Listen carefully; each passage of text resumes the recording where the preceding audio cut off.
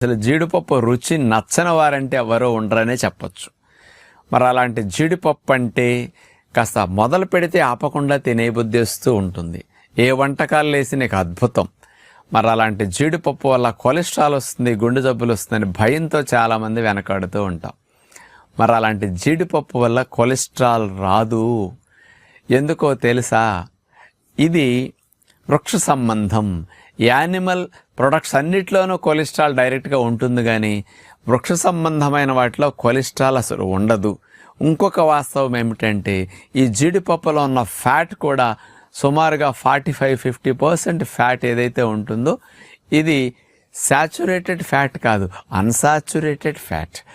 ఈ ఫ్యాట్ వల్ల మీ బాడీలో బ్యాడ్ కొలెస్ట్రాల్ తయారు కాదు, ఎల్డిఎల్ తయారవుదండి.